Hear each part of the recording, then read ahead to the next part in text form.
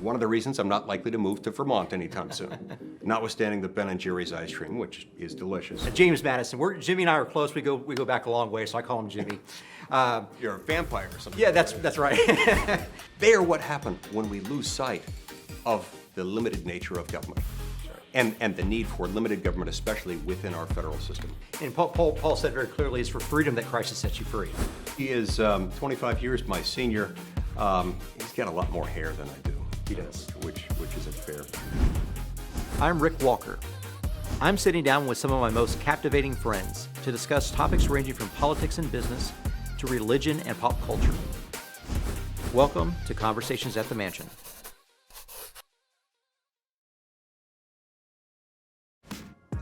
Senator Mike Lee, thanks for joining us. Thank you. Welcome to Texas. Oh, it's good to be here.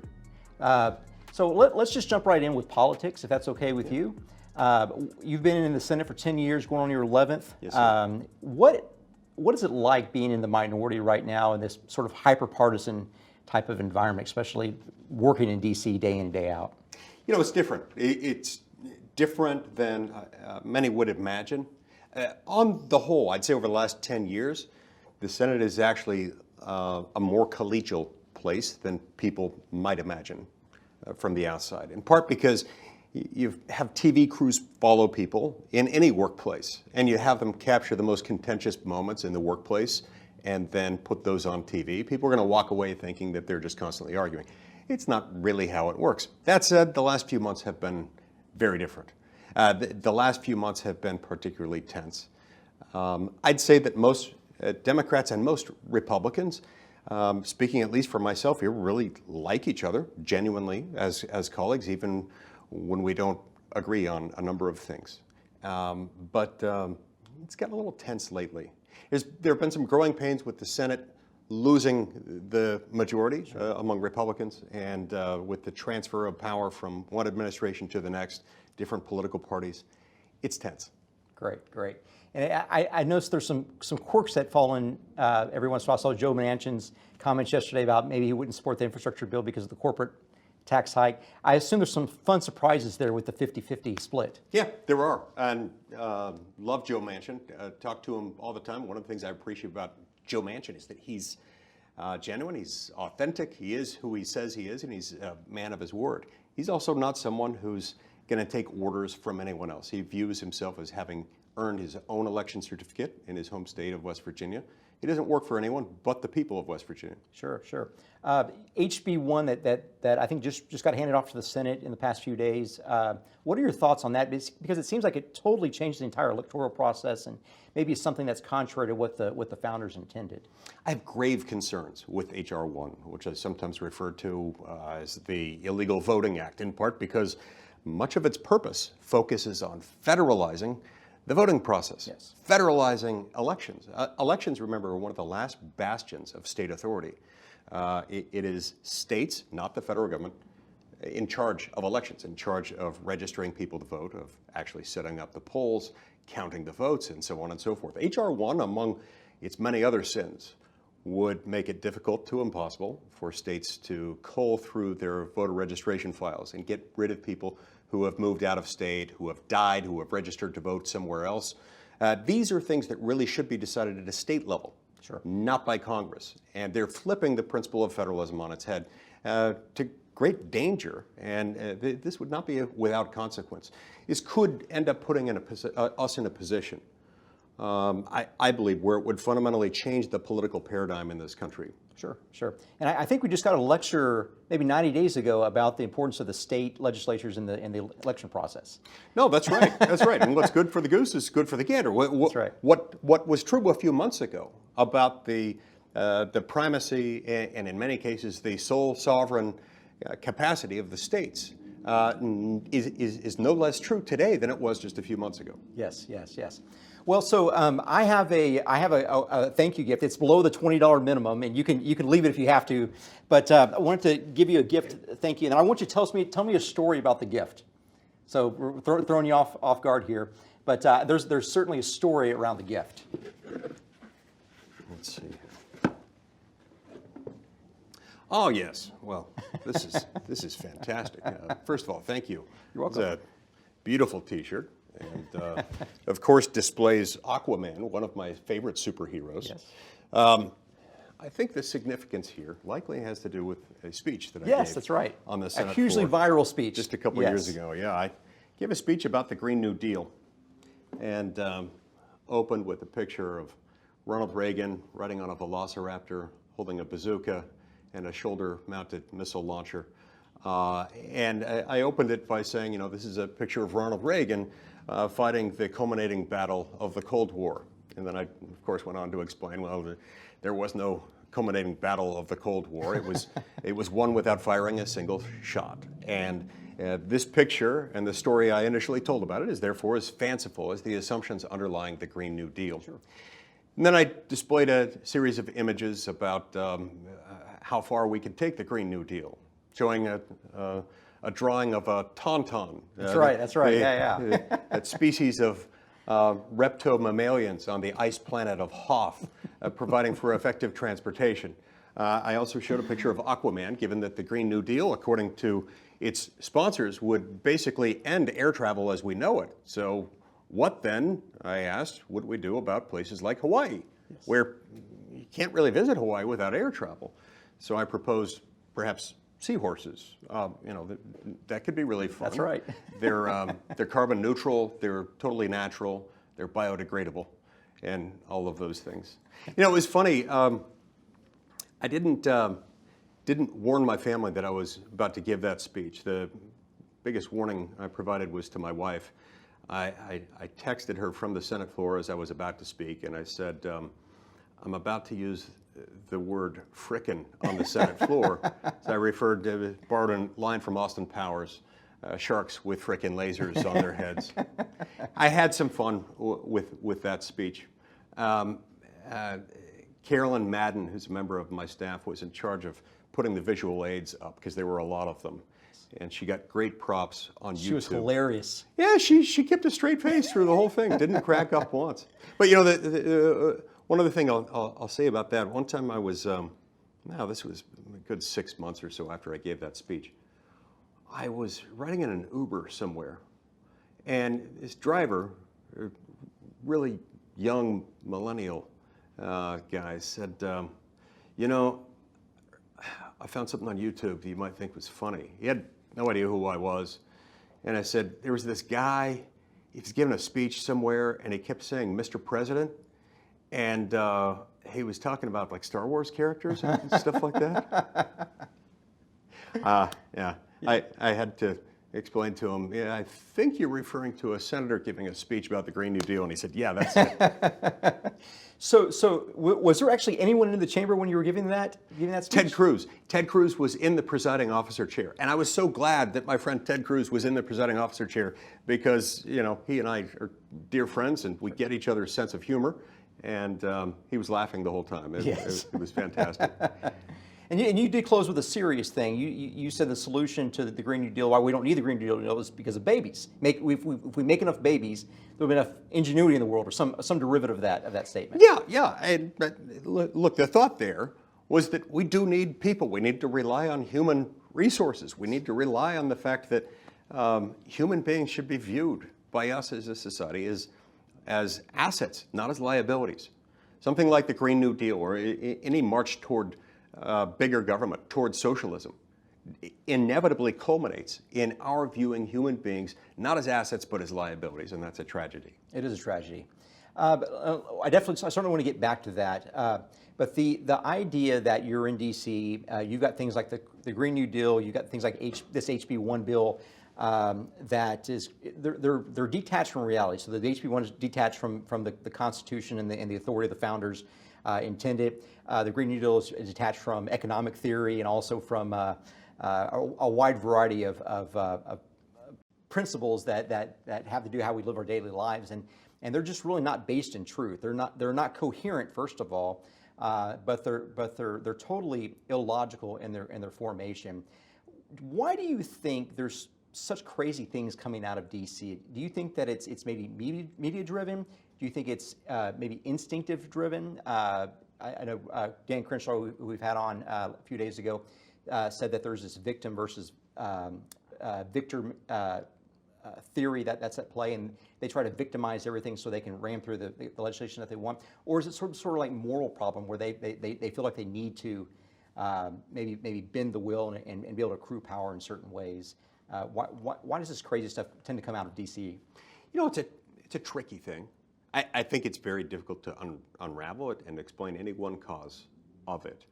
My longstanding theory is that the twin pillars of any successful society where the human condition is allowed to thrive, they have to include free markets and robust institutions of civil society, especially communities of faith and families, neighborhood groups, and things like that. As we've allowed government to interfere with both, with free markets and civil society, we've kind of placed more emphasis on government than civil society. And in many cases, we've elevated government to a status that it should never enjoy, a status above community, above free markets, above family. And in some ways, we give to government some of the reverence that ought to be reserved for the Almighty. That's right. That's of great concern to me. You remember in 1 Samuel chapter 8, when the people of Israel wanted a king. The prophet warned them, you don't want a king. This is what a king will do to your sons. This is what a king will do to your daughters. This is what a king will do to your grain, to your land, your property, and all of your other resources. The people of Israel continued to clamor for it, saying, we want to be great like other nations. In some ways, that's what happens to us with the government. We become unduly awestruck by the things that a big government can do. After all, it can build big, huge buildings. It can create big new programs. It can even create really powerful weapons that impress and intimidate everyone. And when people become awestricken by that, and they start to think of government as being, almost invested with qualities of omniscience and omnipotence. Yeah. That in turn causes us to come apart and disconnected, and it causes us to do things we shouldn't do. Another thing that's happened there is that it causes us to deviate from the rule book of governments, which is this. Yes. This document, the U.S. Constitution, written in 1787 by wise men who I believe were raised up by God to that very purpose, because the God of Abraham, Isaac, and Jacob, even Jesus Christ himself, wants us to be free. He implores us every day to choose liberty over captivity, to choose freedom over bondage. He knows, and those who wrote this document understood that you have to split up power. You have to divide it. You have to protect the people against the dangerous accumulation of power in the hands of the few. So things like H.R. 1, things like the Green New Deal, they are what happen when we lose sight of the limited nature of government. That's right. And the need for limited government, especially within our federal system. That's right, yeah. And Paul said very clearly, it's for freedom that Christ has set you free. Like there's a purpose there to Christ's work. I think about I think it was Federalist paper number 51, James Madison. Jimmy and I are close. We go back a long way, so I call him Jimmy. You're a vampire or something. Yeah, that's right.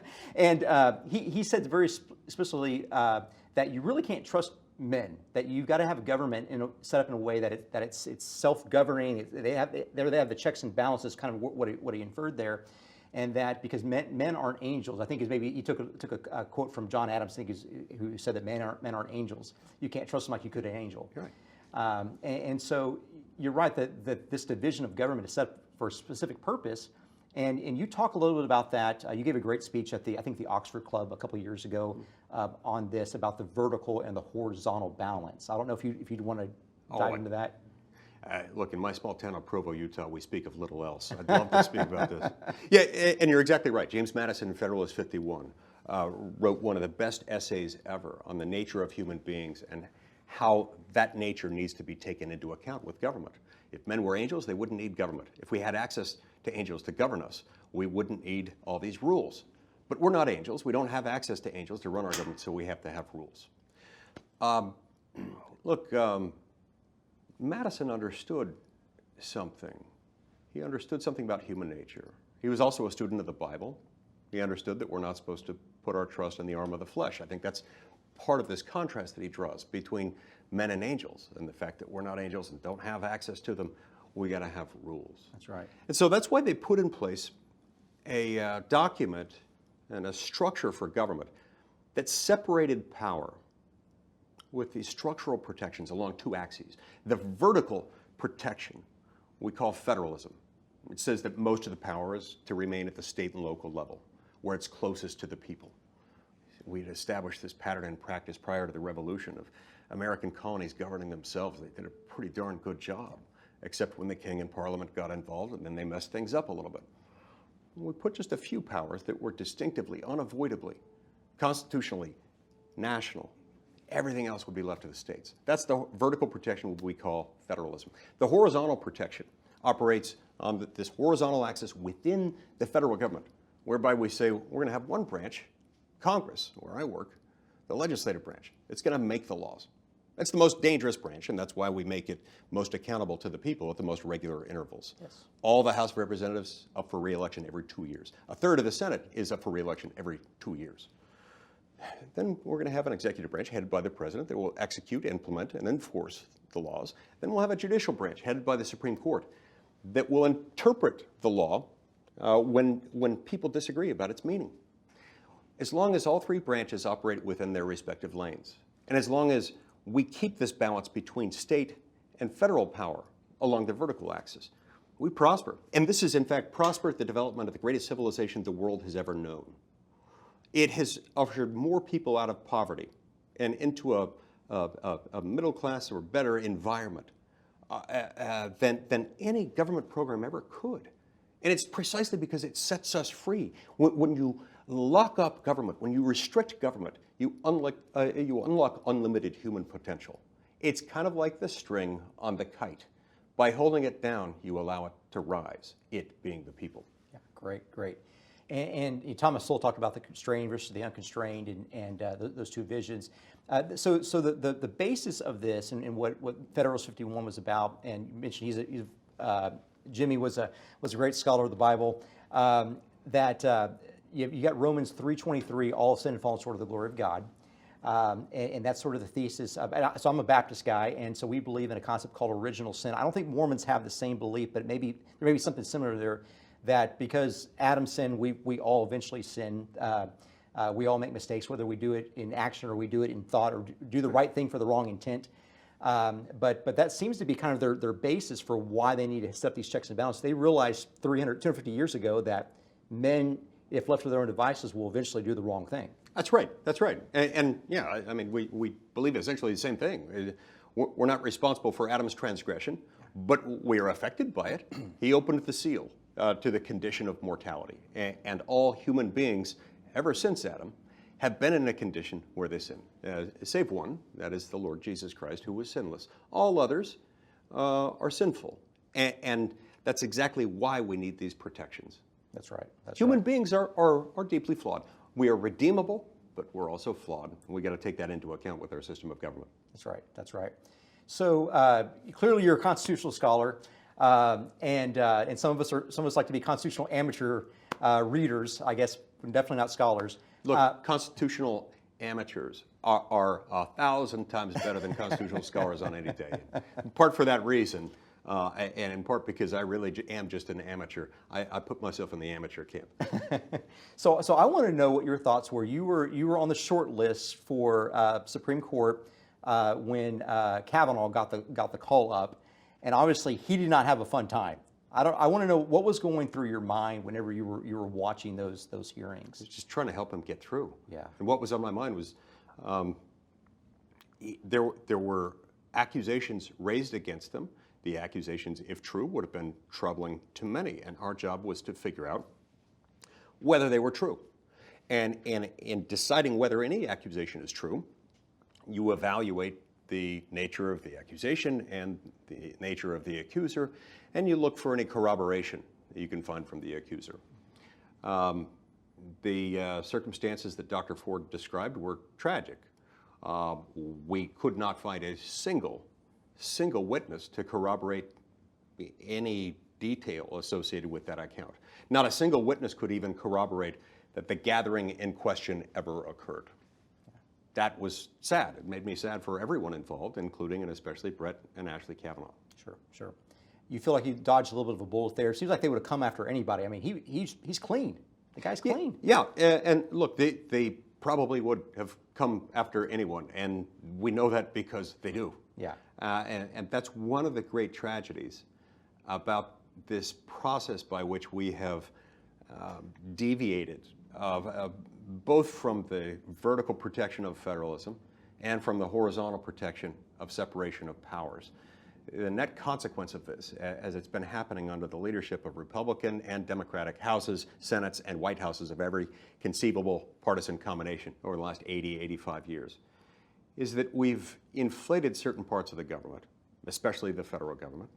We have downplayed, the legislative branch has itself, in seizing this power and moving it away from the American people to Washington, D.C., has then insulated itself from the American people by handing off more and more power, usually to the executive branch, sometimes executive branch bureaucrats, sometimes the White House itself, the president himself, and in other cases it defers blindly to the Supreme Court for things that aren't necessarily the Supreme Court's decisions to decide.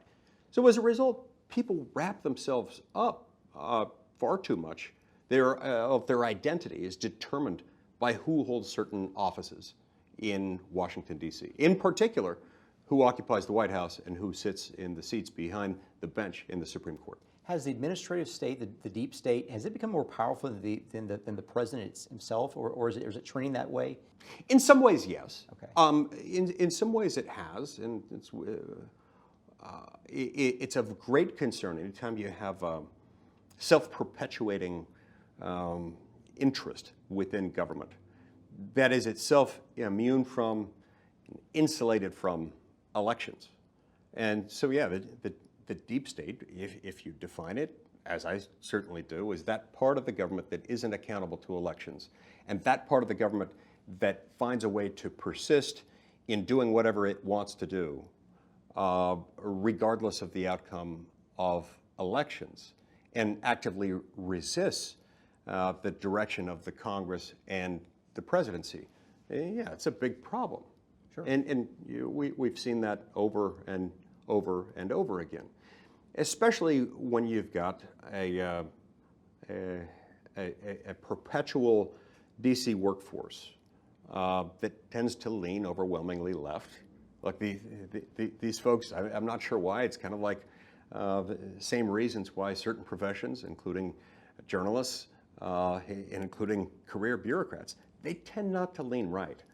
And so it's as though when a Democratic president comes into power, the career civil service bureaucrats are there ready to help, advance, propel, and even accelerate the president's agenda. Yeah.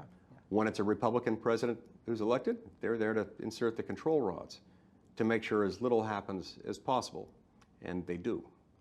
So your most recent book, Our Lost Declaration, you cover the sort of the build-up to that, where you would have governors walking into state houses. I think maybe the House of Burgesses in Virginia and maybe North Carolina, as memory serves, between maybe 1765 and 1775, and just walk in and say, "You guys are done." Yep. Yep. And it seems like that had a huge impact on our founders. Yeah, it did, as did the fact that they were largely the people in charge of running their own system of government. So during the colonial era and during the period following the Revolution, the states were more or less in charge of what happened within the state. If you look at the Constitution today, the Constitution today still makes states in charge of most things. And so most of our day-to-day lives are most properly subject to regulation if there is occasion for government to get involved by states and their political subdivisions, including cities and counties and towns, and not by the federal government. And I think we would be better off if we had more of that model today. And the simple reason is, in addition to the fact that it's what the Constitution requires, it's what the Constitution requires because it works better. There is immense regional diversity among and between the states. And there always has been, even in 1787 when they wrote this document. They understood that there was then a divergence among states in terms of regional preferences for how government ought to operate. Today, for example, I'm told that most of the people in the state of Vermont would much prefer to have a single-payer, government-run, government-funded healthcare system. That's one of the reasons I'm not likely to move to Vermont anytime soon, notwithstanding the Ben & Jerry's ice cream, which is delicious, and it's made in Vermont, I'm told. But And the Utah powder, by the way. Right. Yeah. Exactly. Now, Vermonters ought to be able to go where they want. Utahns wouldn't prefer to do it that way. Neither would Texans or Wyomingites. People in other states have different views, but the people in Vermont would be able to get to a single-payer, government-run, government-funded healthcare system much more effectively, efficiently, and quickly if the federal government weren't occupying such a gigantic space within healthcare. Yeah. That's part of what we've gotten wrong, is that federalism, when we properly follow it, allows more Americans to get more of what they want out of government and less of what they don't want, less of what they fear, less of what would harm them. That's right. And Frederick Bastiat could his books could be circulated in D.C. probably wouldn't do too much damage. We need Bastiat today, perhaps more than ever. Yeah. Friedrich Bastiat, did so much and could do so much more if only we would read him as a society, if only he were required curriculum in every school to help explain what government is and what it isn't. That's right. So when you go home to Utah, you're the senior senator. Mitt Romney is the junior senator, and but he's 25 years your elder. Yeah. So the clear question is, do you ever pull rank? Like if you guys go out to eat, do you ever make him pay the bill? No, I think he would say, Mike, since you're the senior senator, you're going to have to pay the bill. and I'd also note that although he is 25 years my senior, he's got a lot more hair than I do. He does. Which isn't fair. But as he told me, has told me many times, he said, at my age, I really do like any title that comes with the name Junior. So That's hilarious. So you endorsed Senator Romney in 2012, and so did you know him before that no, in depth? Not really. Had met him a handful of times. Okay. Didn't know him well, Okay. but have gotten to know him certainly much better since then, since he's become my colleague. But yeah, I endorsed him in 2012. I don't remember exactly what stage it was at. I don't know if he formally had the nomination. It was pretty clear that he was going to get the nomination by then. I was slow in making a nomination that year, in part because as is now becoming the norm in my life, I knew a bunch of people who were in the race. I had a number of friends who were in the race, including my former boss, John Huntsman Jr., who is remains to this day a dear friend, and Ron Paul, the father of my dear friend Rand Paul, was also in. So yeah, I waited until it became pretty clear. Didn't want to upset any friendships that I had built over a long period of time. Sure. In 2016, you endorsed Ted Cruz kind of out of the gate. I mean, there were a number of other folks still in the race, obviously. Was that primarily from friendship or ideology? What made you pick Ted Cruz? Well, it was both. Okay. It was both, and it was also a circumstance in which I could see. I had a number of friends and a number of colleagues. It seemed like at times I felt like maybe the only Republican senator not running for president. But it became apparent to me that Ted was in a very good position, potentially, to take the nomination. He was polling number 2 or number 3 when you endorsed him. Yeah, he was. And Rand Paul had gotten out of the race by then, and it was looking like neither Marco Rubio nor Lindsey Graham would remain in the race very much longer. And Ted and I have a lot in common in terms of our professional backgrounds. We both served as law clerks at the Supreme Court. We were both appellate litigators by trade, and we There's probably no member of the U.S. Senate with whom I share a closer worldview, with whom I share a closer political ideology than Ted. Great, great, great. Rand Paul, Ted, and I are both very close together. We have minor differences between the three of us, but we're all pretty close. Yes, yes, yes. So the eventual winner of that, Trump, goes for the 4 years, surprises a lot of us about how conservative he was. What do you think Trump's next play will be? I mean, I think he's got tens of millions, maybe hundreds of millions of dollars in the coffers. Does he come out and take vengeance on at least the first 10 people that voted to impeach him, or does he go elsewhere? What are you hearing? What do you think? I don't know. You know, I've learned never to make a prediction that is so full of so many variables as this one is. And honestly, I don't know how to predict his next step other than to say, I think he's got a lot he can do, and I think he will make this decision carefully. I tend to think he's not likely to go out and make his cause be retribution, because I think he's stronger than that. I think he's bigger than that. I think he has a bigger vision than what that narrow focus would entail and end up requiring. I tend to think his next move might well be something to give voice to the many, many tens of millions of Americans who feel like they've been silenced, who feel like cancel culture, if it hasn't silenced them, it's often silenced many others who happen to agree with them. I tend to think that he'll come out in support of some kind of cause in order to give more Americans more of a voice. Sure, sure. I think I saw in the last 24 hours that Pence started a new organization that Trump is backing as well. Maybe that's something to propel Pence more into the spotlight. And I think part of the purpose that Pence was talking about was that it's a blend between Trumpism and traditional conservatism. And it seems to me over the last 4 years that kind of Tea Partyism has really kind of taken a secondary spot to Trumpism. I saw some polling in 2018 that showed that Trumpism was about 36% of Republicans, and the Tea Party had dwindled to about half of that over that time period. And of course, Trump was on fire back then in sort of the late 2018 time period. But what are your observations about Trumpism versus traditional conservatism towards Tea Party in the trajectory of all three over the next few years?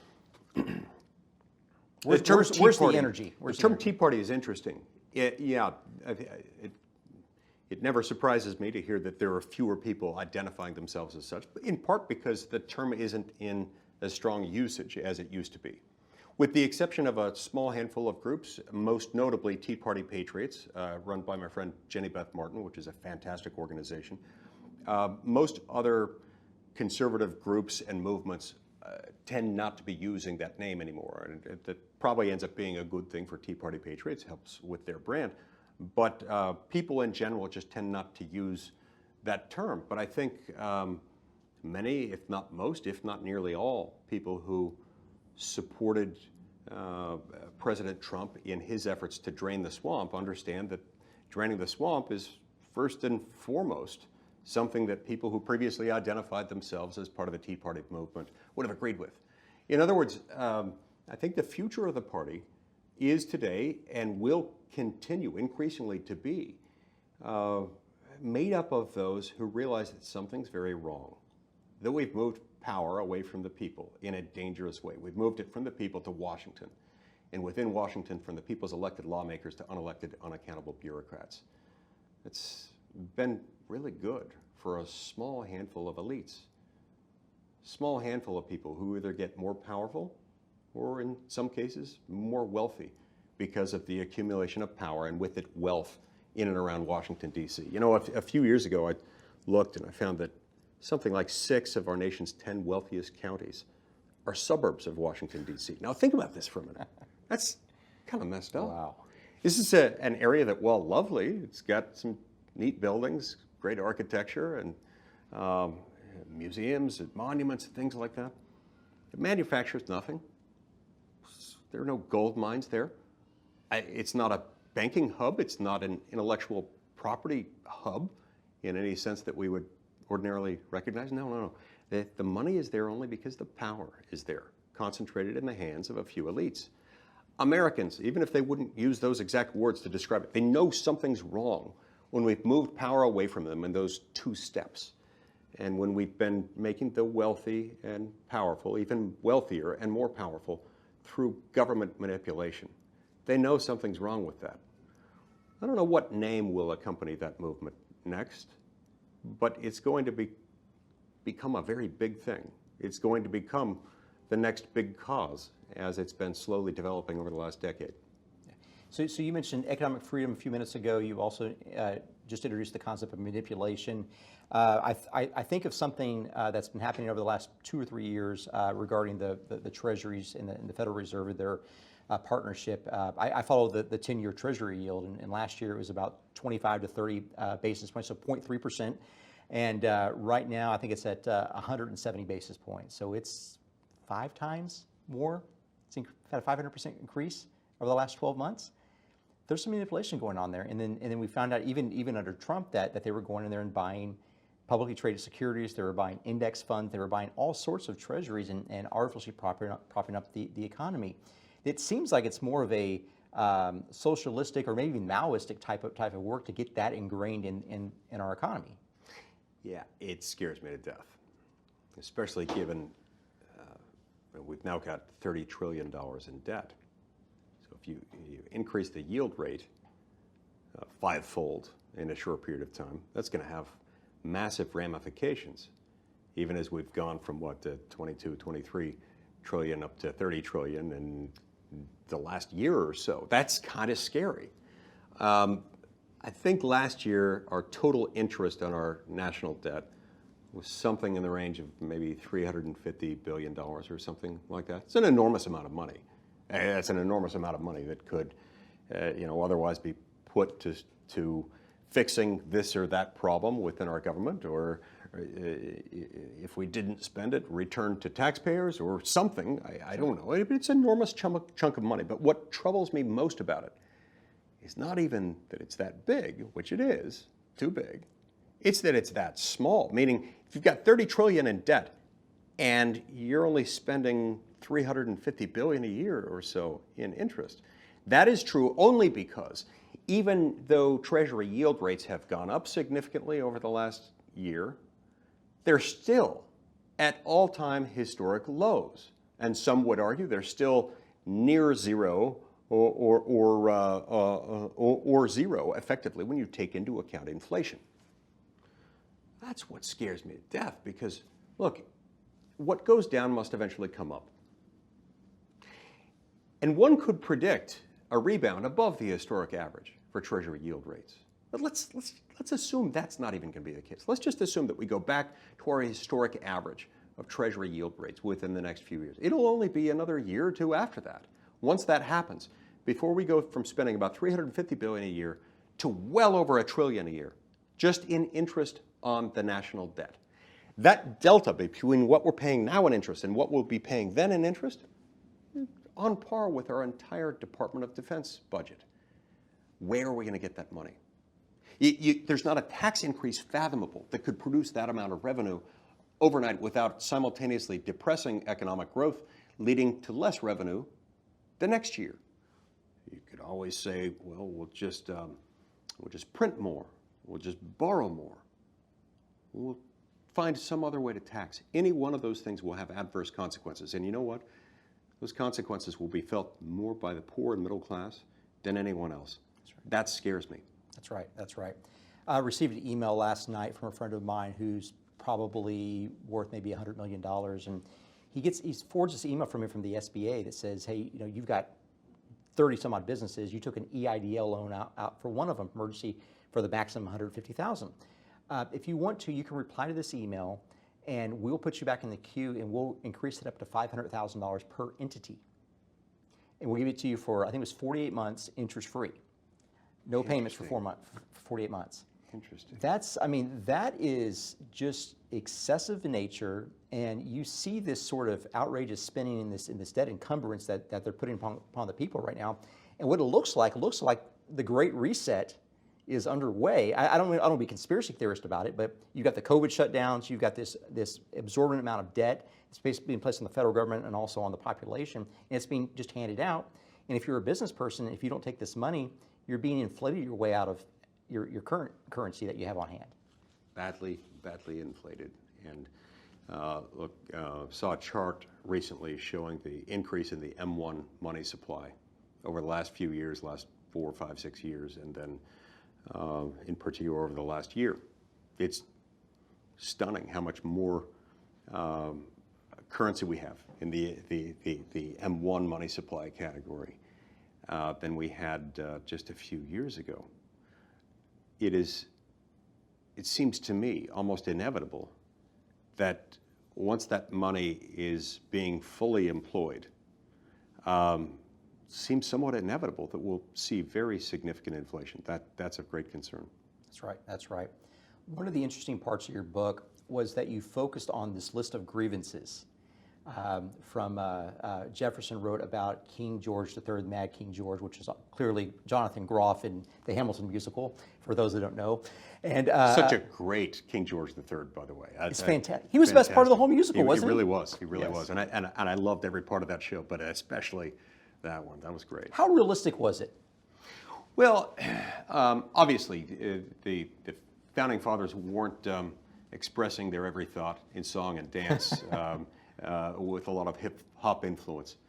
There were the major facts, the major factual turning points were more or less accurate. I think they added a few things here or there to make this or that subplot line a little more interesting.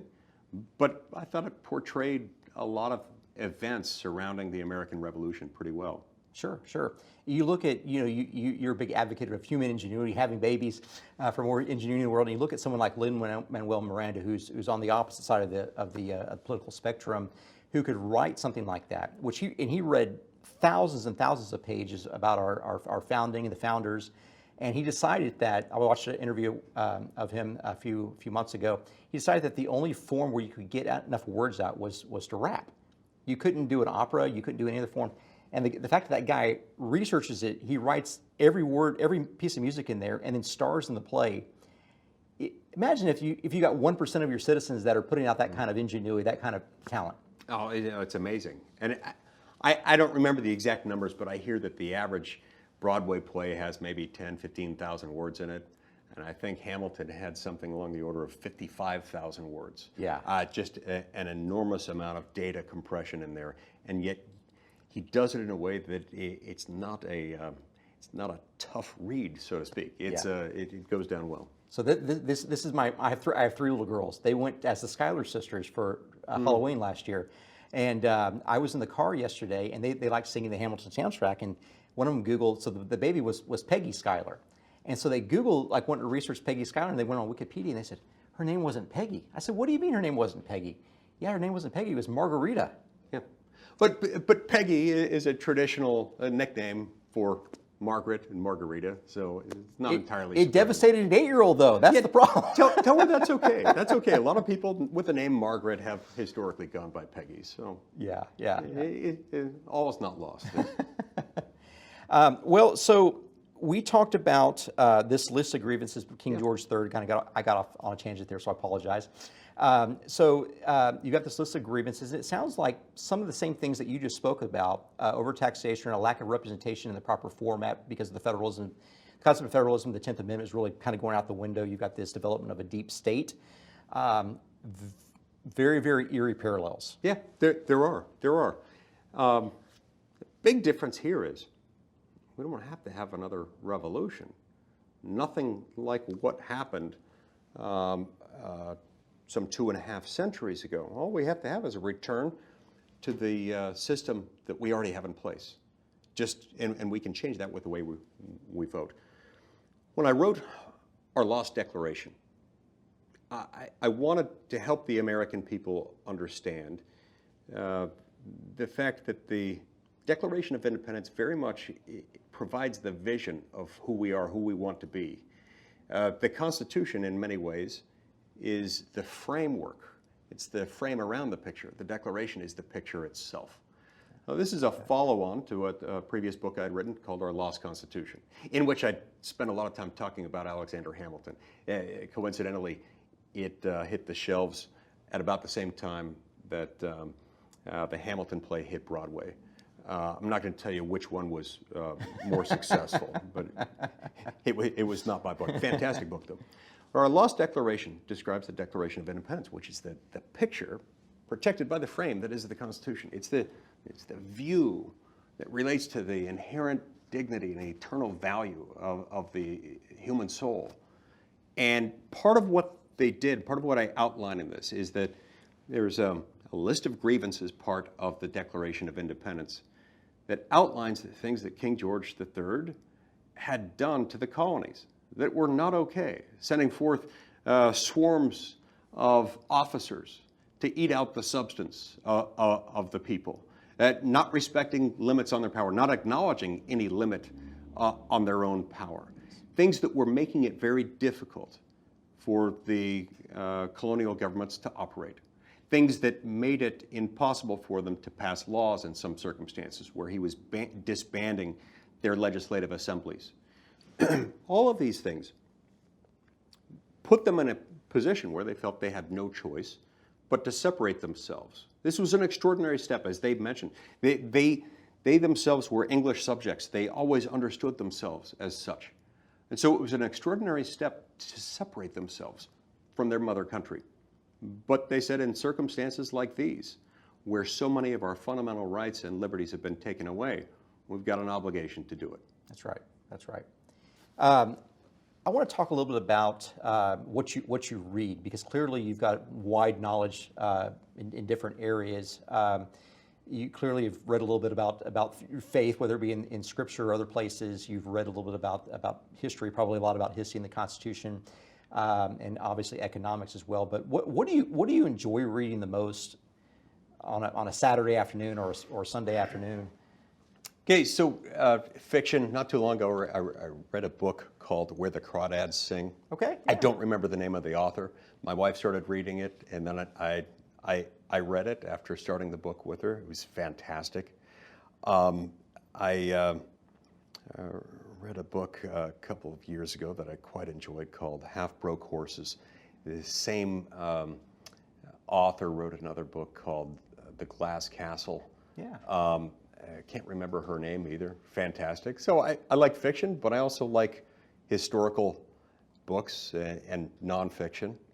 I really enjoy, this is weird of me, I know, but I really enjoy from time to time revisiting classic masterpieces like Alexis de Tocqueville's great work, Democracy in America.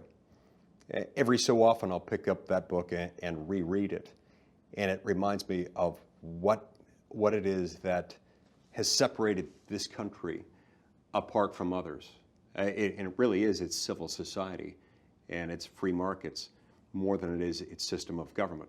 We sometimes think that the government is synonymous with the country, and it's not. The subtle but very clear takeaway from Democracy in America is that it worked here in ways that it has failed so many other places because we didn't make it all about government. Because we understood that the true power resides in the home and at the neighborhood level, at the community level, within our faith communities. The government is there, to make sure that we don't harm each other, that we're not attacked from the outside, and that we don't steal each other's property. But the government doesn't define us, and that's part of what Tocqueville recognized as separating us apart from others.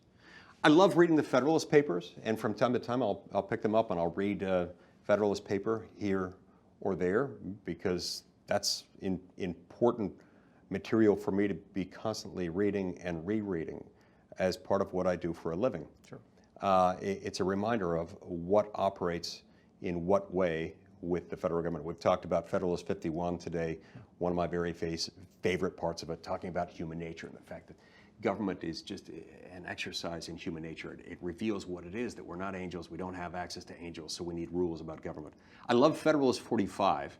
Federalist 45 says that the powers of the federal government are few and defined, and those reserved to the states are numerous and indefinite. I think Madison would freak out a little bit if he saw that today we've kind of turned that principle on its head. I like Federalist 62, especially the part in which Madison explains that it'll be a little benefit to the American people if their laws are written by individuals of their own choosing, if those laws are so voluminous and complex and ever-changing that people can't read and understand them and be aware of them from day to day. We have taken many of these principles and we've openly flouted them. Anyway, I enjoy reading things like that. Sure. It makes me happy. Yeah, yeah. I think one of the funny things, I was thinking about your comment about Adams and his talk of angels, how if we were angels, he could trust us. But I think it's 1 Corinthians chapter 6 where it says that we're actually going to judge the angels. Yeah. And kind of a unique twist there. Yeah. Well, we all have a role to play. All of God's children have a role to play, and we have responsibilities, regardless of whether we're aware of them at any given time. And I think every one of us has a responsibility to look out for the safety and well-being of everyone else. There is immense harm that can come from government itself, for the simple reason that government, best understood, is the official collective use of coercive force. Yes. Under the imprimatur of state authority. That is a scary thing, and that's where we ought to guard against erosions of liberty, most that come from governments. Yes, yes. Chesterton said the scariest thing that someone could hear is that, "Hi, I'm from the government. I'm here to help." Yes, indeed. I mean they're the worst people to be helping. Right. They're exactly who you need to count on when you need, an army or a navy, when you need to fight a war. You can't do it without a government. That's right. Maybe some free trade every once in a while. Some trade agreements, at a state and local level, you need police. But the more things you put into the government basket, the more contentious it's going to become. That's right. And if you make the government the arbiter of who should have what in terms of material possessions, government's not going to be able to do that well at all, and it will end up undermining the very purposes it's there to protect. That's right. That's right. I think you mentioned the divinity of God earlier and a little bit of inalienable rights or unalienable rights. I think there's two different worldviews, and they're generally on the opposite ends of the political spectrum. One is on our side where we think that our rights are inherited from God Almighty, and we then delegate those to the proper governmental authorities how we deem fit, and that we're wise because He gives us a drop of His wisdom. We love because He gives us a drop of His love. We have a little bit of the immortality inbred in us. None of us really think that we're really going to die because our Father thinks that He knows that He'll never die. Christ, I'll use the famous Lewis line that you hear around Christmas time.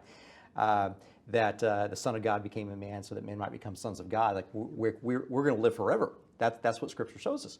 That's on one side of the political spectrum. The other side then thinks that no, we get our rights because there's not a God. There's no ultimate truth there. We get our rights from the government. And since they're the arbiters of the governmental hierarchy, they're the deep state. They are, however you want to put them in power there. They're the ones that choose the victims and build policy around victimhood that's falsely misplaced.